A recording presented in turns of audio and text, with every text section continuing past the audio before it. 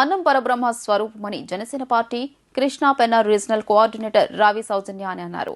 Annapurna food trust ఆధ్వర్యంలో పేదల ఆకలి తీర్చడం అభినందనీయమన్నారు. ఇంత మంచి కార్యక్రమం నిర్వహించే ట్రస్ట్ నిర్వాహకురాలు జ్యోతికి తమ సహాయ సహకారాలు ఎల్లప్పుడూ ఉంటాయని స్పష్టం చేశారు. అన్నపూర్ణ ఫుడ్ ట్రస్ట్ ఆధ్వర్యంలో రైల్వే స్టేషన్ వద్ద పేదలకు అన్నదాన కార్యక్రమం నిర్వహించారు. ఈ కార్యక్రమానికి ముఖ్య అతిథిగా Janasena party Krishna Penna regional coordinator Ravi సౌజన్య పాల్గొని స్వయంగా అన్నం వడ్డించారు. ఈ సందర్భంగా ఆమె మాట్లాడుతూ అన్నం పరబ్రహ్మ స్వరూపమని అన్నారు.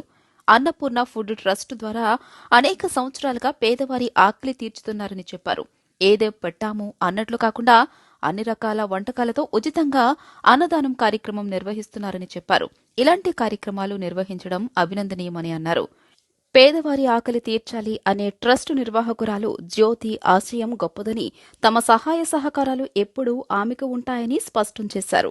అన్నం పరబ్రహ్మ అని బలంగా నమ్మిన జ్యోతి గారు అన్నపూర్ణ ట్రస్ట్ ఏర్పాటు చేసి ఆ ట్రస్ట్ ద్వారా అనేక సంవత్సరాలుగా పేదలకి అన్నదాన కార్యక్రమం నిత్యం ప్రతిరోజు కూడా 300 మంది పైచిలుకు మందికి అన్నదాన కార్యక్రమం చేస్తున్నారు.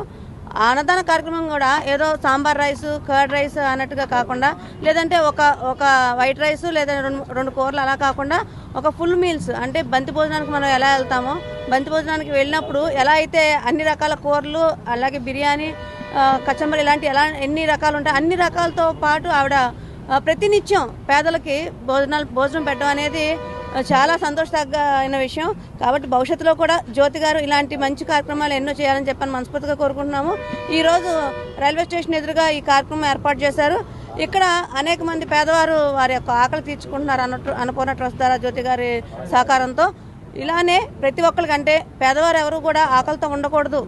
ఖచ్చితంగా ఒకవేళ సంపాదన ఎలా ఉన్నా కనీసం తినడానికి తిండైనా కనీసం ఒక పూట గడిచే పరిస్థితి అయినా సరే ప్రతి ఒక్కరికి ఉండాలని చెప్పని ఆవిడ చేసిన ఈ ఆలోచన నిజంగా ప్రతి ఒక్కరిని కూడా ఆలోచింపజేయాలి.